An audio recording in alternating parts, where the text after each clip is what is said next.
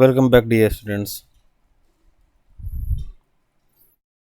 In this class, we are going to discuss about what are the diagnostic tests to confirm hypertension.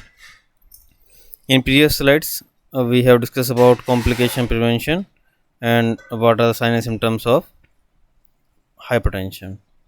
In this slide, we are going to discuss what are the diagnostic tests to perform to identify or to diagnose hypertension. तो diagnosis test कौन से किए जाते हैं hypertension को जानकारी प्राप्त करने के लिए उसको है हाइपरटेंशन पेशेंट को या नहीं है। जैसे कि हम सबसे पहले यूरिन एनालिसिस कर सकते हैं पेशेंट का। यूरिन एनालिसिस करेंगे पेशेंट का तो उसके अंदर हम देख रहे हैं कि पेशेंट को उसके यूरिन के अंदर कंसंट्रेशन ऑफ सोडियम कितना है और उसकी स्पेसिफिक ग्रेविटी चेक करेंगे। थोड़ी स्पेसिफिक ग्रेविटी चेक करते हैं। तो हम ब्लड केमिस्ट्री आप चेक कर सकते हैं पेशेंट का, जैसे कि sodium, potassium, creatinine, cholesterol, lipid profile and other tests. Then 12 lead ECG test, ये एक अच्छा टेस्ट है जिसमें हम बेसिकली जो कंडक्शन सिस्टम ऑफ हार्ट है उसको मॉनिटर करते हैं। जो इलेक्ट्रिसिटी पास हो रही है तो इन बिटवीन कंडक्शन तो वो नॉर्मल है नहीं है, कुछ मिसमैच तो नहीं हो गया है, वो सब चीज़ें।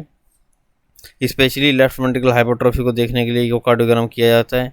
देन क्रिएटिनिन क्लियरेंस टेस्ट, ये किडनी के लिए किया जाता है। किडनी अच्छे से फंक्शन कर रही है नहीं कर रही है। क्लियरेंस टेस्ट में किडनी कम रेस्पॉन्स दे रही है तो कहीं ना कहीं यूरिन फ्लूइड रिटेंशन को डिटेक्ट करना या उसका मान लीजिए किडनी अच्छे से फंक्शन नहीं कर रही है। रेनिन लेवल, बॉडी के अंदर जो किडनी से रेनिन हार्मोन निकलता है उसका लेवल देखेंगे। अगर ज़्यादा मात्रा में निकलेगा तो वेसल्स कॉन्स्ट्रिक्ट ज़्यादा हो जाएंगी। देन हीमोग्लोबिन और हीमोक्रेटिक लेवल, तो ये भी हमें देखना है। हीमोग्लोबिन अगर कम होगा बॉडी के अंदर, जैसे फीमेल्स के अंदर 12 mg/dl स्टैंडर्ड होता है और मेल के लिए बात करें तो 14 mg/dl स्टैंडर्ड होता है, उससे कम है या हेमोक्रेटिक लेवल के अंदर चेंजेस आ गए तो कहीं ना कहीं ब्लड प्रेशर के अंदर चेंजेस आने की उम्मीद बढ़ जाती है। फॉर एग्जांपल प्रेगनेंसी के अंदर कई बार हाइपरटेंशन देखी जा सकती है या फिर एनीमिक केस के अंदर कई बार देखी जा सकती है। देन है blood urea nitrogen, basically blood urea nitrogen वापस से वही किडनी की फंक्शन टेस्ट को हम देख रहे हैं। देन ग्लूकोज, बॉडी के अंदर अगर ग्लूकोज की मात्रा बढ़ जाएगी तो वो कहीं ना कहीं हमारी बॉडी को ख़राब करती है। फर्दरमोर जो डायबिटिक पेशेंट आगे चल के उनको हाइपरटेंशन होने की चांसेस ज़्यादा है क्योंकि उनकी बॉडी के अंदर कैटेकोलामाइन के एक कंपाउंड है, इसका लेवल बढ़ जाता है, इसकी वजह से फर्दर हाइपरटेंशन हो जाती है। देन है सीरम पोटेशियम लेवल, अगर बॉडी के अंदर सीरम पोटेशियम लेवल लगातार कम होता जाएगा तो डायरेक्टली इंडिकेट है कि सोडियम बॉडी के अंदर बढ़ रहा है। पोटेशियम और सोडियम ये दोनों एक साथ पैरेलल चलते हैं। सोडियम जैसे आपका सीरम पोटेशियम कम होगा तो सोडियम बढ़ जाएगा, सोडियम ज़्यादा होगा तो पोटेशियम। जैसे सेल के अंदर और बाहर आपको पहले ही एक्स्ट्रासेलुलर फ्लूइड और इंट्रासेलुलर फ्लूइड के अंदर सोडियम और पोटेशियम अवेलेबल रहते हैं। देन है सीरम कैल्शियम, अगर बॉडी के अंदर सीरम कैल्शियम यानी कैल्शियम का लेवल जो कि 8.5 से 10.5 mg/dl नॉर्मल होता है, अगर ये बढ़ जाए तो क्या होगा, सभी जो हार्ट है या आपकी आर्टरीज हैं, वेन्स है, वो ज़्यादा मात्रा में सिकुड़ जाती हैं तो उसकी वजह से बीपी बढ़ने के चांस हैं। लिपिड प्रोफाइल सेम एज आपका कोलेस्ट्रॉल है, एलडीएल है, एचडीएल है, इनकी मात्रा का बढ़ने, जैसे नॉर्मल कोलेस्ट्रॉल की बात करें तो 150 से 200 mg/dl नॉर्मल वैल्यू होती है कोलेस्ट्रॉल की, और एलडीएल एचडीएल 135 mg/dl होते हैं।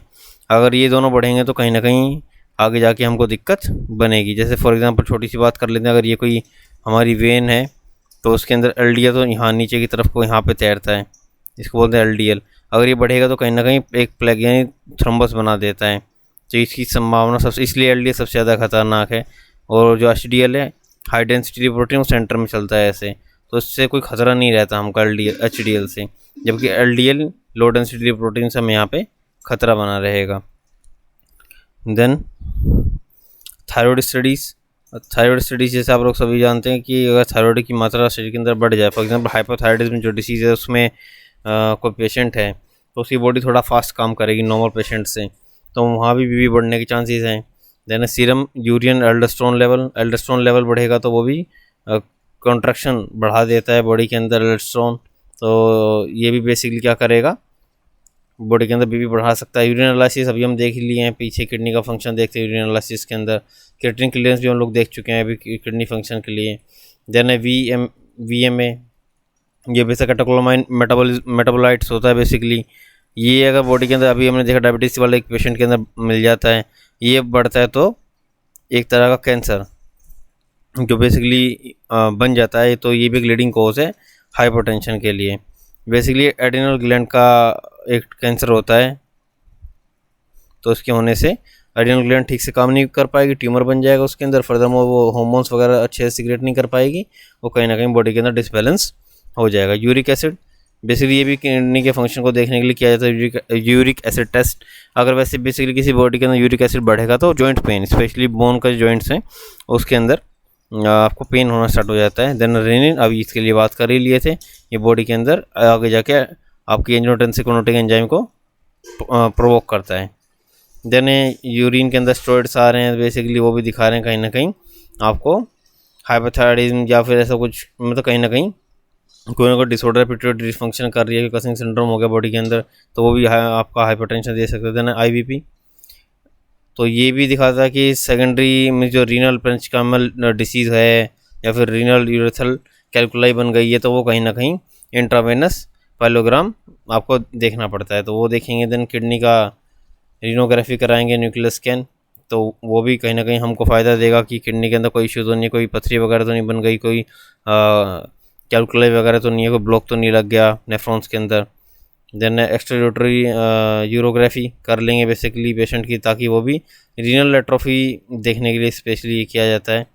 तो क्रोनिक रीनल जो डिसीज़ है उसको आइडेंटिफाई करने के लिए किया जाता है। जिन्हें चेस्ट एक्सरे के अंदर बेसिकली हम जितनी भी हम पल्मोनरी आर्टरी है, ओर्टा है, लेफ्ट वेंट्रिकल हाइपरट्रोफी है या फिर वेंट्रिकल एट्रियल हाइपरट्रोफी, इसको देखने के लिए चेस्ट एक्सरे निकालते हैं। देन सिटी स्कैन एक बेहतर टेस्ट है, एक्सरे से बेहतर रिजल्ट दिखते हैं सिटी के अंदर। बाकी प्रोसीजर कॉमन ही है, इसमें सब कुछ जो बोन्स हैं वाइट दिखती हैं, इसमें ब्लैक दिखती हैं। इकोकार्डियोग्राम, इट मीन्स ईसीजी, तो ईसीजी निकालेंगे तो उसके अंदर PQRS जो इंटरवल्स हैं या फिर वेव्स हैं, अगर उसके अंदर कोई चेंजेस हमको दिखाई देंगे तो वो भी आइडेंटिफाई करने में मदद करते हैं, पेशेंट को फर्दर डायग्नोस करने में मदद कर देते हैं। अब कुछ मेडिकेशन के लिए बात करें, जैसे हमने पहले ही बात की, तो मेडिकल मैनेजमेंट अगर हम करना चाहें किसी भी हाइपरटेंसिव पेशेंट का, तो कौन सी मेडिकेशन दे सकते हैं। जैसे फर्स्ट वन यहाँ पे हम डिस्कस करने जा रहे हैं बीटा ब्लॉकर, यानी जो बीटा के एक्शन को ब्लॉक कर दिया, ऐसी एक ड्रग है, वो है beta blockers. It prevents stimulation of beta endogenic receptors of sympathetic nervous system. अभी हम ये जब कोर्स पढ़े तो उसके अंदर सिंपैथेटिक नर्वस सिस्टम ज़्यादा एक्टिवेट हो रहा था पेशेंट का, तो उसी को रोक रहे हैं। अगर ऐसा हो जाएगा तो बॉडी क्या फाइट एंड फ्लाइट की कंडीशन में नहीं जा पाएगी। तो फॉर एग्जांपल एटिनॉल, प्रोपेनॉल, टिमिनॉल, बेटोक्सोनॉल, ये सभी कंपाउंड हैं जो किस कैटेगरी के अंदर, बीटा ब्लॉकर्स की कैटेगरी के अंदर आते हैं। सिंपैथेटिक नर्वस सिस्टम को एक्टिवेट नहीं होने देंगे। देन वेज़ोडायलेटर, तो एक कोई ऐसा ड्रग जो वेसल्स को डायलेट कर दे, चाहे वो आर्टरी हो चाहे वेंस को डायलेट कर दें, सच एज नाइट्राइट्स। तो ऐसी कोई ड्रग जो आपकी बॉडी के अंदर जितनी भी आर्टरीज हैं वेंस को डायलेट कर दी, उसको बोलते हैं वेज़ोडायलेटर। इसके अंदर भी further more short acting nitroglycerin 0.15 से 1.2 mg सबलिंगुअल दी जाती है। लॉन्ग एक्टिंग आइसोर्बिडाइनाइट्रेट आती है 5 से 10 mg, ये भी सबलिंगुअल दी जाती है। और जैसे इसका ब्रांड नेम है सॉर्बिट्रेट, तो सॉर्बिट्रेट के अंदर अगर आपको ब्रांड नेम याद हो सॉर्बिट्रेट से आ जाती है वेज़ोडायलेटर।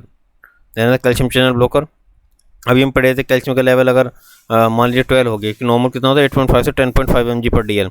अगर वो ज़्यादा बढ़ गया तो क्या होगा, कॉन्ट्रैक्शन आ जाएगा बॉडी के अंदर ज़्यादा मात्रा में। तो वेरेपिमिल और निफिडिफिन वगैरह ये कैल्शियम चैनल ब्लॉकर्स हैं, जो करते क्या है, स्मूथ मसल को रिलैक्स करते हैं। फर्दरमोर डायलेशन हमको देखने के बाद डायलेशन देखने के लिए मिल जाता है। तो ये ड्रग्स होती हैं calcium channel blockers. Then angiotensin converting enzyme inhibitor, अभी जो रास सिस्टम देख रहे थे, ये उसी को रोकने वाली ड्रग है, यानी रीनिन हार्मोन निकलेगा, लेकिन फर्दरमोर क्या होगा, एंजियोटेंसिन फर्स्ट जो सेकंड में कन्वर्ट नहीं होगा। जैसे कैपिटोप्रिल, रामोप्रिल, बेंजोप्रिल, ये जितनी भी ड्रग्स हैं ये काम करेंगी क्या, एंजियोटेंसिन कन्वर्टिंग एंजाइम को इनहिबिट कर देती हैं, फर्दरमोर चेंजेस नहीं होने देंगी फर्स्ट से सेकंड में।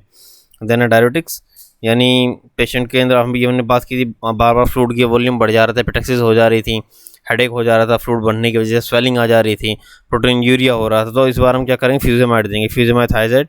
फ्यूजेमाइड एक लूप डायरेटिक है, तो लूप ऑफ हैनले पे काम करती है और इधर क्या होता है, यूरिन की फ्रिक्वेंसी को बढ़ा देती है। जो यूरिन की फ्रिक्वेंसी बढ़ेगी तो बॉडी के अंदर से पानी बाहर निकल जाएगा। देन नर्सिंग मैनेजमेंट, तो नर्सिंग मैनेजमेंट के लिए बात करें तो फूड के अंदर सोडियम रेस्ट्रिक्ट करेंगे पेशेंट का, मॉनिटर करेंगे ब्लड प्रेशर, एडमिनिस्टर करेंगे medication as ordered, provide comfort, give follow position, instruct the patient to reduce weight, avoid smoking and alcohol, stress, instruct the for daily exercise and good habit adaptation के लिए बोलेंगे। Nursing management, nursing diagnosis के अंदर ये सभी nursing diagnosis, किसी को कोई क्वेरी हो उसके अंदर तो कमेंट सेक्शन में डाल सकते हैं। Thank you.